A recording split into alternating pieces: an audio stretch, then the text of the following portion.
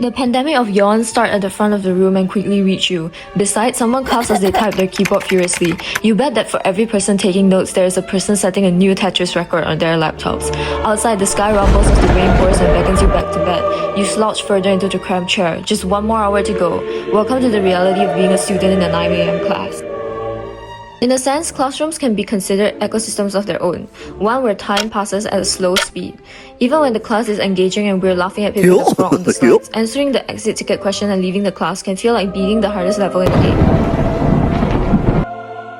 Taking advantage of this experience shared by most students, we embarked on this experiment with the rare stylic meme. A rather recent creation making its way around social media platforms, the meme involves sharing mundane, nostalgic moments that are actually universally relatable, while a carousel of compiled pictures and videos blend into one another on screen, and the band's viral song Goroff Elixir plays in the background. We settled on adapting this meme for our experiment because as students, we wanted to produce culturally relevant content that would be relatable to our peers by normalizing distress through humor.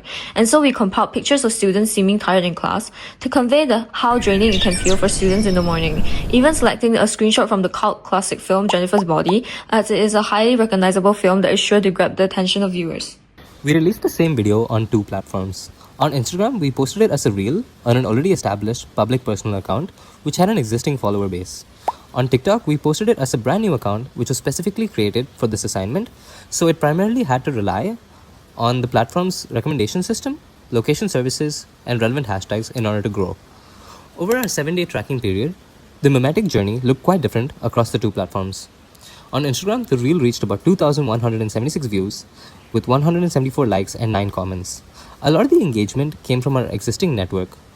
This could be people who saw it through their feed and responded by liking, commenting, and sending it to their friends, who probably also shared the same week 12 lecture mood. On TikTok, the same video got 234 views, 34 likes, 6 comments, and even brought in a new follower on this brand new account.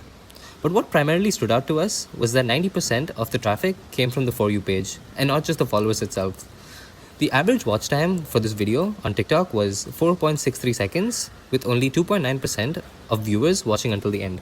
Based on the likes, it seems that we managed to catch the emotional economy of the target audience due to the recognizable and relatable content.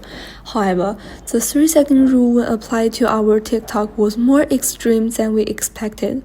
The slow, gradual sequence of similar images was able to build the mood, but did not provide a strong enough of a hook to grasp the attention of viewers within the first few seconds.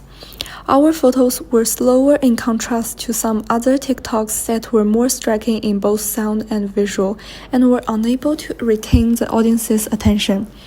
At the level of production in the circuit of culture, the meme was designed to create content that would resonate with our target audience, and as such aligns with the idea of phatic communion which was proposed by Malinowski. The meme is created to maintain social bonds and foster ties of union.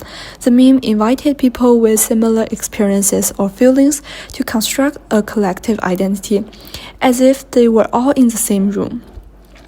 This helps them feel less isolated when confronted with such situations, as they can see that other people are also feeling their way through lectures, contributing to the sense of belonging.